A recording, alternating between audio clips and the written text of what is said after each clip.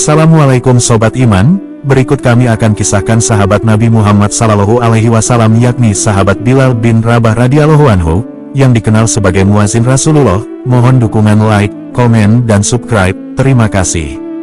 Baiklah, mari kita mulai kisahnya. Bismillahirrohmanirrohim. Bilal bin Rabah, muazin Rasulullah dan lambang persamaan derajat manusia. Bila disebut nama Abu Bakar, maka Umar akan berkata, Abu Bakar adalah pemimpin kita, yang telah memerdekakan pemimpin kita. Maksudnya ialah Bilal, seorang yang diberi gelar oleh Umar, pemimpin kita, tentulah suatu pribadi besar yang layak memperoleh kehormatan seperti itu.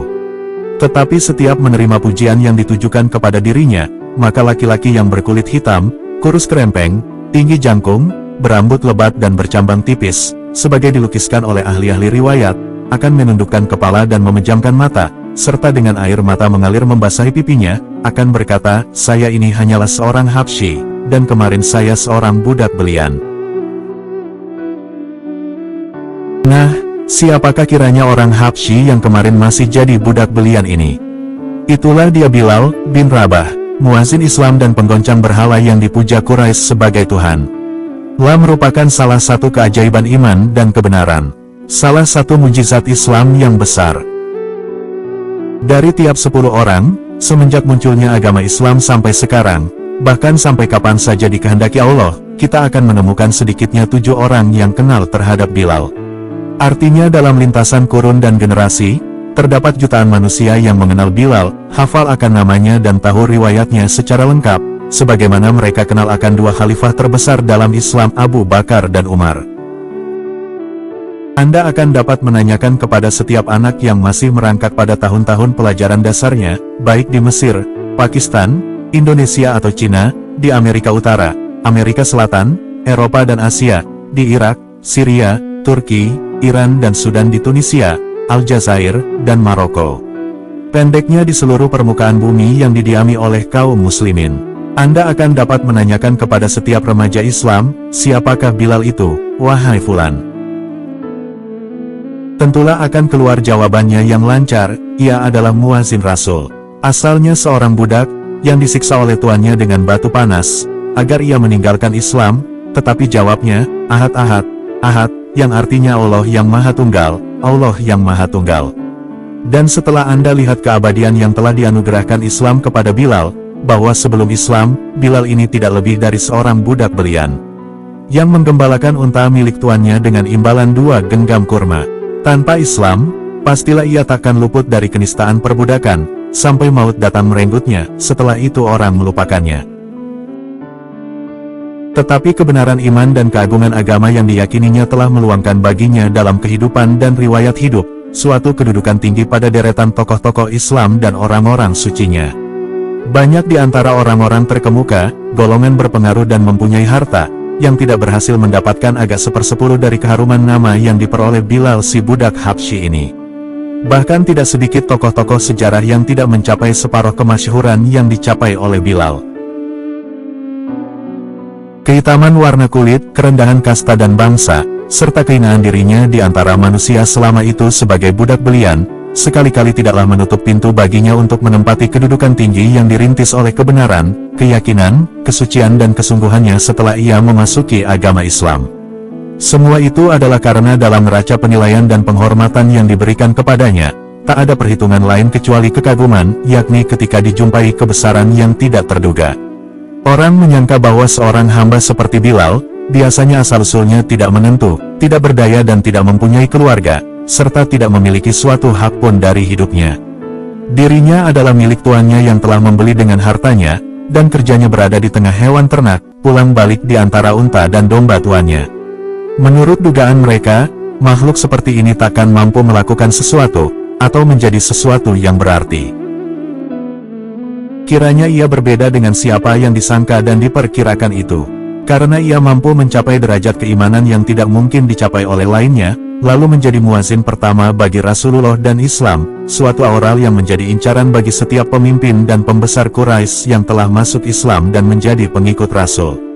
Benar, Bilal bin Rabah. Corak kepahlawanan apakah, dan bentuk kebesaran manakah yang ditonjolkan oleh ketiga kata-kata ini, Bilal bin Rabah? Ia seorang Habsyi dari golongan orang berkulit hitam.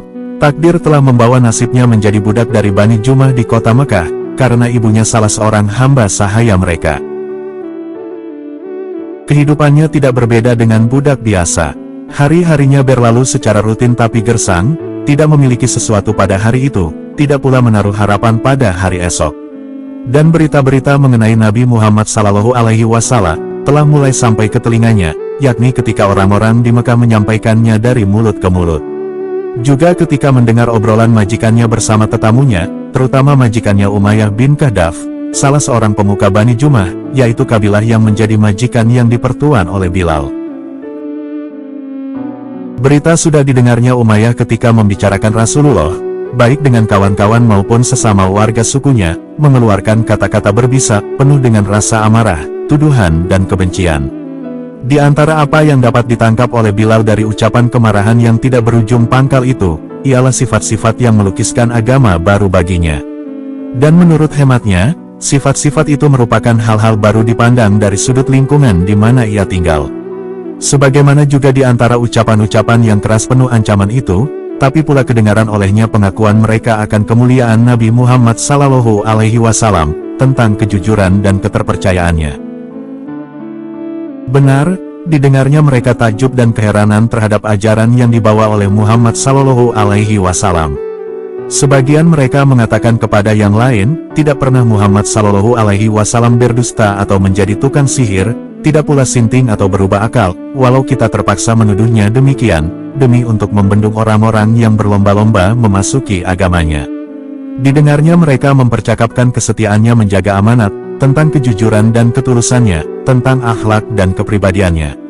Didengarnya pula mereka berbisik-bisik mengenai sebab yang mendorong mereka menentang dan memusuhinya, yaitu, pertama kesetiaan mereka terhadap kepercayaan yang diwariskan nenek moyangnya, dan kedua kekhawatiran merosotnya kemuliaan Quraisy, kemuliaan yang mereka peroleh sebagai imbalan kedudukan mereka menjadi markas keagamaan, sebagai pusat ibadat dan upacara haji di Jazirah Arab, kemudian kedengkian terhadap Bani Hashim, kenapa munculnya Nabi dan Rasul itu dari golongan ini dan bukan dari pihak mereka. Pada suatu hari, Bilal bin Rabah melihat nur ilahi dan mendengar imbauannya dalam lubuk hatinya yang suci murni. Maka ia mendatangi Rasulullah SAW dan menyatakan keislamannya. Dan tidak lama kemudian, berita rahasia keislaman Bilal terungkaplah, dan beredar di antara kepala tuan-tuannya dari Bani Jumah, yakni kepala-kepala suku yang selama ini ditiup oleh kesombongan dan ditindih oleh kecongkakan. Maka setan-setan di muka bumi tampillah bermunculan dan bersarang dalam dada Umayyah bin Khalaf, yang menganggap keislaman seorang hambanya sebagai tamparan pahit yang menghina dan menjatuhkan kehormatan mereka semua. Apa, budak mereka orang Habsyi itu masuk Islam dan menjadi pengikut Muhammad? Walaupun demikian, tidak apa, kata Umayyah dalam hatinya, matahari yang terbit hari ini takkan tenggelam dengan Islamnya budak durhaka itu. Memang, bukan saja sang surya itu tidak tenggelam dengan Islamnya Bilal, tetapi pada suatu hari kelak matahari akan tenggelam dengan membawa semua patung-patung dan pembela-pembela berhala itu. Mengenai Bilal, tidak saja ia beroleh kedudukan yang merupakan kehormatan bagi agama Islam semata, walau Islam memang lebih berhak untuk itu, tetapi juga merupakan kehormatan bagi peri kemanusiaan umumnya. Beliau telah menjadi sasaran berbagai macam siksaan sebagai dialami oleh tokoh-tokoh utama lainnya. Seolah-olah Allah telah menjadikannya sebagai tamsil perbandingan bagi umat manusia, bahwa hitamnya warna kulit dan perbudakan, sekali-kali tidak menjadi penghalang untuk mencapai kebesaran jiwa, asal saja ia beriman dan taat kepada Tuhannya serta memegang teguh hak-haknya. Bilal telah memberikan pelajaran kepada orang-orang yang semasa dengannya, juga bagi orang-orang di segala masa, bagi orang-orang yang seagama dengannya, bahkan bagi pengikut-pengikut agama lain, suatu pelajaran berharga yang menjelaskan bahwa kemerdekaan jiwa dan kebebasan nurani, tak dapat dibeli dengan emas separuh bumi, atau dengan siksaan bagaimanapun dahsyatnya.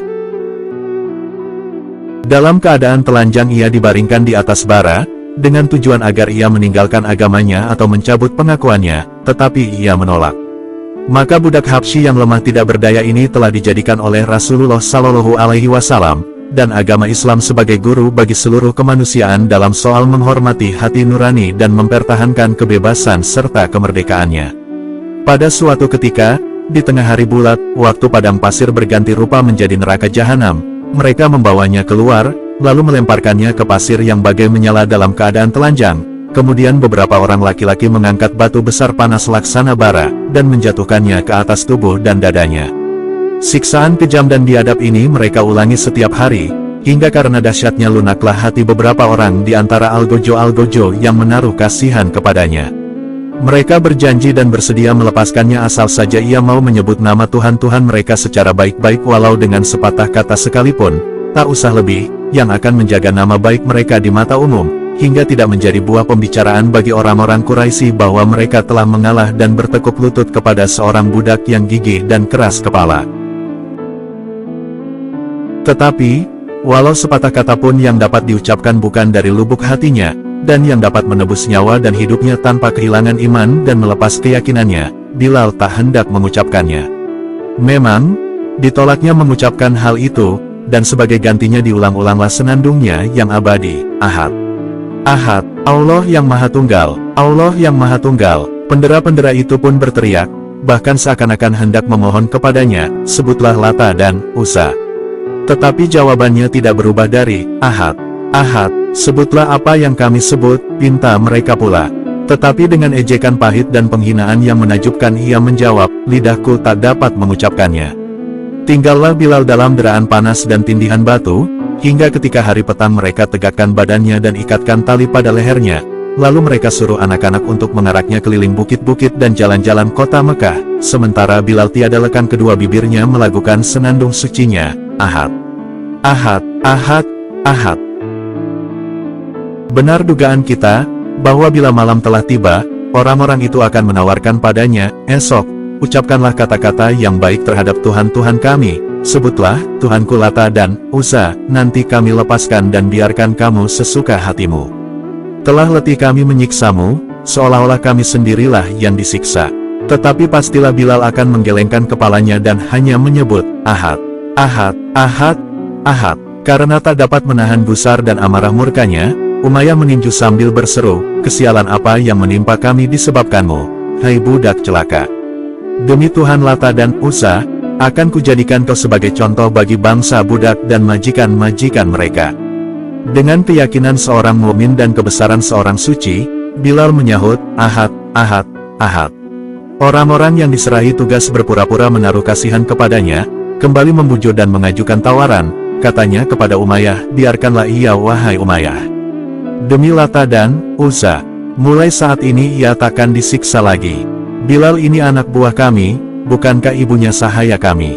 Nah, ia takkan rela bila dengan keislamannya itu nama kami menjadi ejekan dan cemoohan bangsa Quraisy. Bilal membelalakan matanya menentang para penipu dan pengatur muslihat licik itu, tetapi tiba-tiba ketegangan itu menjadi kendur dengan tersunggingnya sebuah senyuman bagai cahaya fajar dari mulutnya. Dan dengan ketenangan yang dapat menggoncangkan dan mengarubirukan mereka, katanya, Ahad. Ahad, waktu pagi hampir berlalu, waktu duhur dekat menjelang, dan Bilal pun dibawa orang ke padang pasir, tetapi tetap sabar dan tabah, tenang tak tergoyah. Sementara mereka menyiksanya, tiba-tiba datanglah Abu Bakar Siddiq, serunya, apakah kalian akan membunuh seorang laki-laki karena mengatakan bahwa Tuhanku ialah Allah? Kemudian katanya kepada Umayyah bin Khalaf, terimalah ini untuk tebusannya, lebih tinggi dari harganya, dan bebaskan ia. Bagai orang yang hampir tenggelam, tiba-tiba diselamatkan oleh pahlawan penolong, demikianlah halnya Umayyah saat itu, hatinya lega dan merasa amat beruntung demi didengarnya Abu Bakar hendak menebus budaknya, telah berputus asa akan dapat menundukkan Bilal. Apalagi mereka adalah orang-orang saudagar, dengan dijualnya Bilal mereka melihat keuntungan yang tidak akan diperoleh dengan jalan membunuhnya. Dijualah Bilal kepada Abu Bakar yang segera membebaskannya, dan dengan demikian Bilal pun tampillah mengambil tempatnya dalam lingkungan orang-orang merdeka. Dan ketika As-Siddiq mengepit Bilal membawanya ke alam bebas, berkatalah Umayyah, bawalah ia. Demi Lata dan Uzza, seandainya harga tebusannya tak lebih dari 1 uqiyah, pastilah ia akan kulepas juga. Abu Bakar yang arif, melihat keputusasaan dan pahitnya kegagalan yang tersirat dalam ucapan itu, hingga lebih baik tidak dilayaninya. Tetapi karena ini menyangkut kehormatan seorang laki-laki yang sekarang telah menjadi saudara yang tak berbeda dengan dirinya, maka jawabnya kepada Umayyah, demi Allah, andainya kalian tak hendak menjualnya kecuali 100 uqiyah, pastilah akan kubayar juga. Kemudian pergilah Abu Bakar bersama sahabatnya itu kepada Rasulullah Shallallahu Alaihi Wasallam dan menyampaikan berita gembira tentang kebebasannya, maka saat itu pun tak ubah bagai hari raya besar bagi Bilal. Dan setelah Rasulullah Shallallahu Alaihi Wasallam bersama kaum muslimin hijrah dan menetap di Madinah, beliau pun mensyariatkan azan untuk melakukan salat. Maka siapakah kiranya yang akan menjadi muezzin untuk salat itu sebanyak 5 kali dalam sehari semalam, yang suara takbir dan tahlilnya akan berkumandang ke seluruh pelosok? Ialah Bilal, yang telah menyerukan, Ahad, Ahad, Allah Maha Tunggal, Allah Maha Tunggal, semenjak 13 tahun yang lalu, sementara siksaan membantai dan menyayat tubuhnya. Pada hari itu pilihan Rasulullah jatuh atas dirinya sebagai muazin pertama dalam Islam. Dan dengan suaranya yang merdu dan empuk diisinya hati dengan keimanan dan telinga dengan keharuan, sementara seruannya menggemakan. Allahu Akbar, Allahu Akbar. Kemudian terjadilah perang pertama dalam Islam, yaitu Perang Badar. Antara kaum muslimin dan tentara Quraisy yang datang menyerang Madinah terjadi peperangan. Pertempuran berkecamuk dengan amat sengit dan dahsyat, sementara Bilal maju dan menerjang dalam perang pertama yang diterjuni Islam itu, yaitu Perang Badar, yang sebagai semboyannya dititahkan oleh Rasulullah menggunakan ucapan, Ahad, Ahad. Dalam peperangan ini Quraisy mengerahkan tenaga intinya, dan pemuka-pemukanya terjun untuk akhirnya menemui tempat pembantaian mereka. Pada mulanya Umayyah bin Khalaf, yaitu bekas majikan Bilal yang telah menyiksanya secara kejam dan biadab, tak hendak ikut dalam peperangan itu. Tetapi demi mendengar keengganan dan sifat pengecutnya itu, maka salah seorang di antara kawannya yang bernama Uqbah bin Abi Wid mendatanginya sambil di tangan kanannya membawa sebuah micmar, pedupaan yang dipergunakan wanita untuk mengasapi tubuhnya dengan kayu wangi. Setelah sampai dan ia berhadapan muka dengan Umayyah yang ketika itu sedang duduk di tengah-tengah anak buahnya, ditaruhlah pedupaan itu di hadapannya seraya berkata, Hai Abu Ali, terimalah dan pergunakanlah pedupaan ini, karena kamu tak lebih dari seorang wanita. Keparat, apa yang kau bawa ini? Teriak Umayyah dengan seramnya. Tetapi tak dapat mengelak, terpaksa akhirnya ia turut dalam peperangan itu bersama kawan-kawan. Amboi, rahasia takdir apakah kiranya yang tersembunyi di balik peristiwa ini? Uqbah bin Mu'i adalah seorang yang paling gigih mendorong Umayyah untuk melakukan siksaan terhadap Bilal dan orang-orang tak berdaya lainnya dari kaum muslimin, dan sekarang, ia pula lah yang mendesaknya supaya ikut dalam Perang Badar, tempat ia akan menemui ajalnya. Tetapi juga tempat tewasnya, Uqbah itu sendiri tanpa kecuali. Mulanya Umayyah keberatan dan enggan untuk ikut dalam peperangan, dan kalau bukanlah karena desakan Uqbah dengan cara sebagai kita ketahui itu, tidaklah ia hendak mengambil bagian di dalamnya. Tetapi rencana Allah pasti berlaku.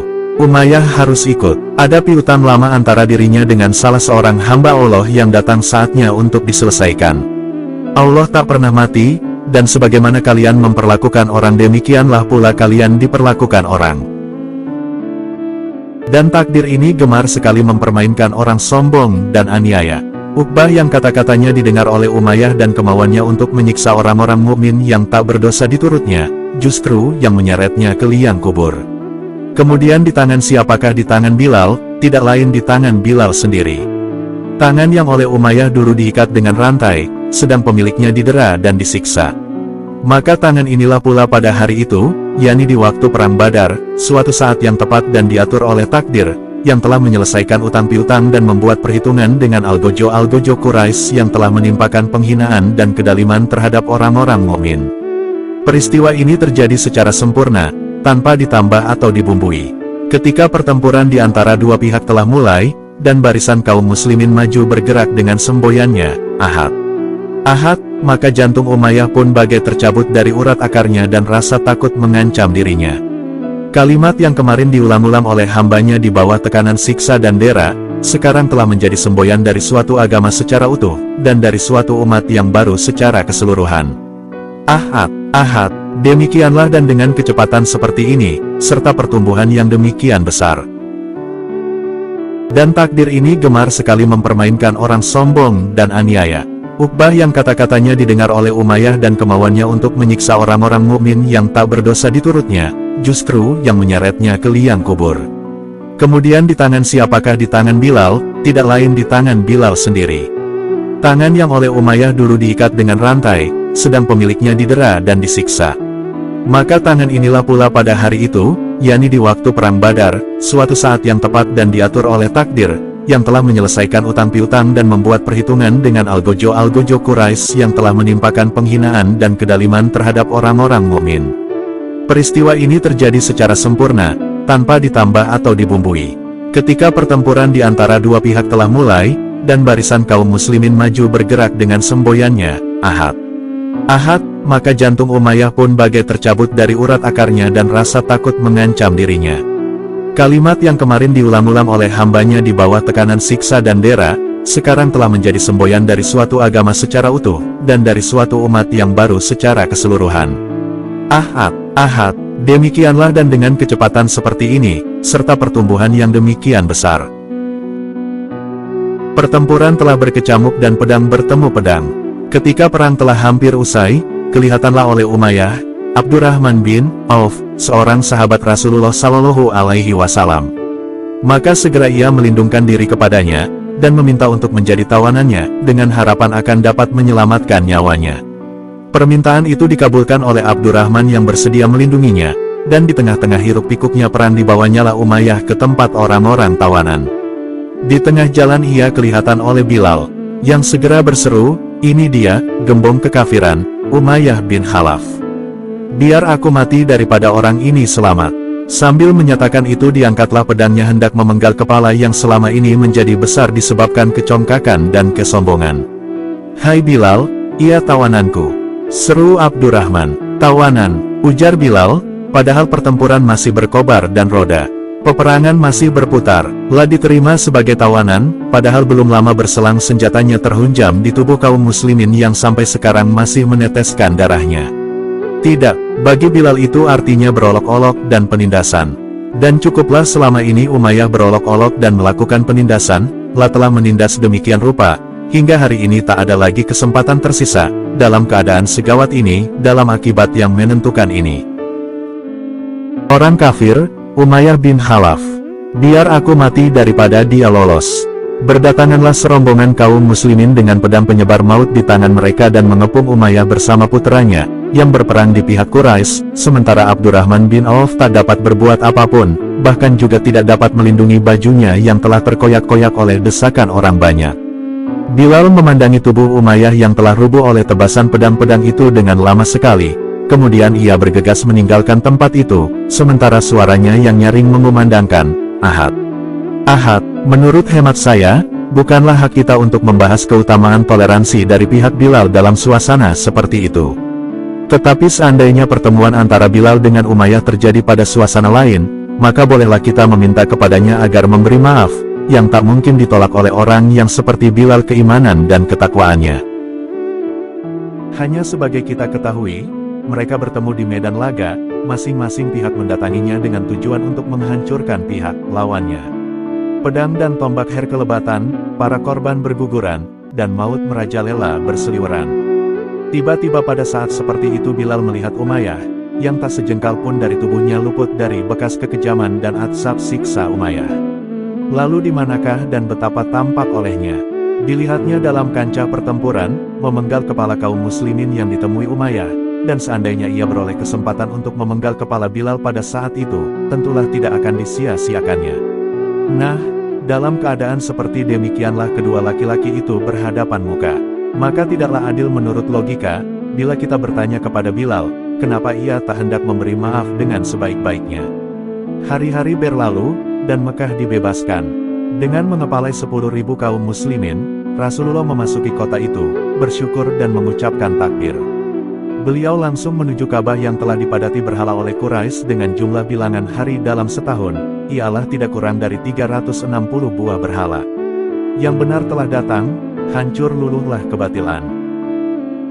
Mulai hari itu tak ada lagi Lata, Uzza, atau Hubal, dan semenjak itu manusia tidak lagi menundukkan kepalanya kepada batu atau berhala, dan tak ada lagi yang mereka puja sepenuh hati kecuali Allah yang tak ada taraf atau bandingannya, Tuhan yang Maha Tunggal lagi Esa, Maha Tinggi dan Maha Besar.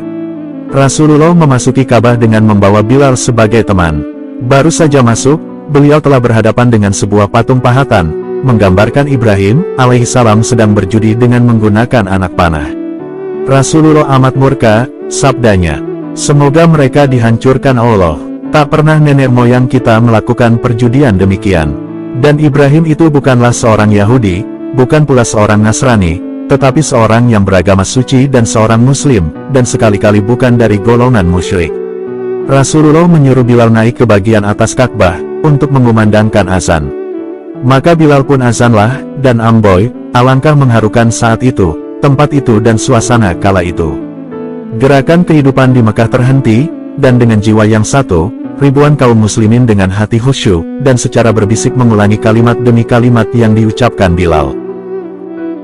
Orang-orang musyrik di rumahnya masing-masing hampir tak percaya dan bertanya-tanya dalam hatinya. Inikah dia Muhammad dengan orang-orang miskinnya yang kemarin terusir meninggalkan kampung halamannya? Betulkah dia, yang mereka usir, mereka perangi, dan mereka bunuh keluarga yang paling dicintainya serta kerabat yang paling dekat kepadanya? Dan betulkah dia, yang beberapa saat yang lalu, nyawa mereka berada di tangannya, memaklumkan kepada mereka, "Pergilah kalian, kalian semua bebas."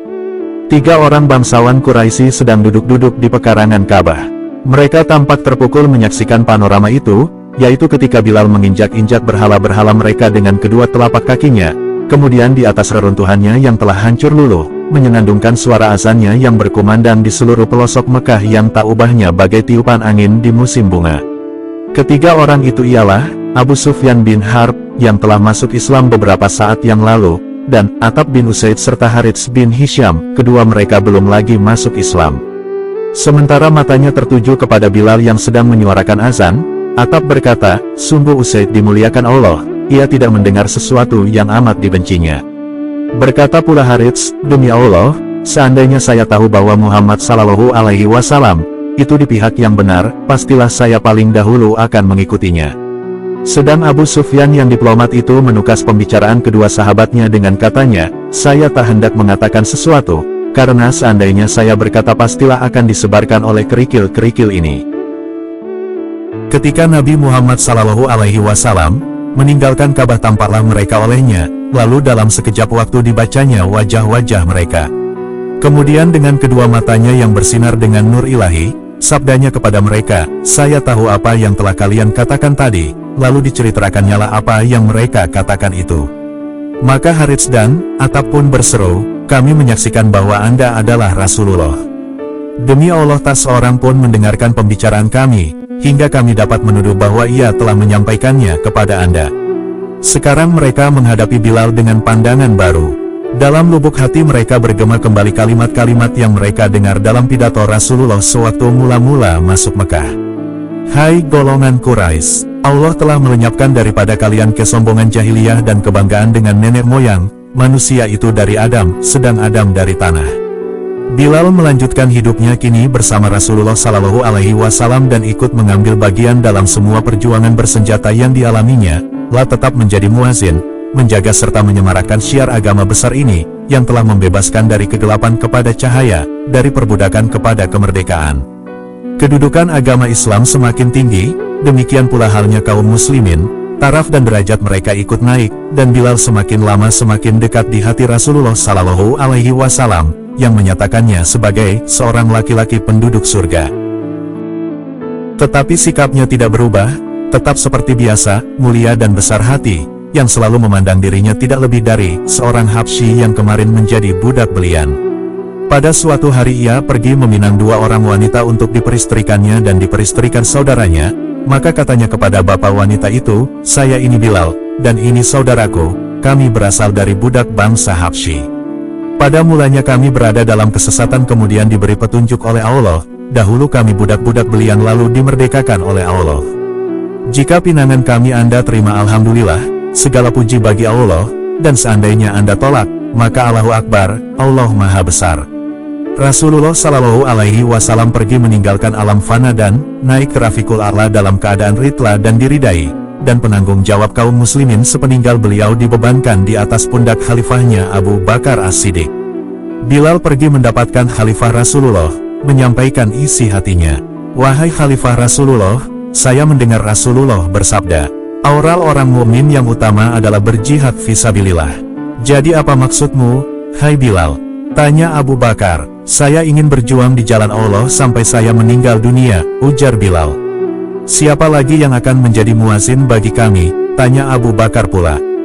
Dengan air mata berlinang Bilal menjawab, "Saya takkan menjadi muezzin lagi bagi orang lain setelah Rasulullah." "Tidak," kata Abu Bakar, "tetaplah tinggal di sini hai Bilal, dan menjadi muazin kami." Jawab Bilal pula, "Seandainya Anda memerdekakan saya dulu adalah untuk kepentingan Anda, baiklah saya terima permintaan Anda itu. Tetapi bila Anda memerdekakan saya karena Allah, biarkanlah diri saya untuk Allah sesuai dengan maksud baik Anda itu. Tak lain saya memerdekakanmu itu, hai Bilal, semata-mata karena Allah." Kemudian mengenai kelanjutannya terjadi perbedaan pendapat di antara para ahli riwayat.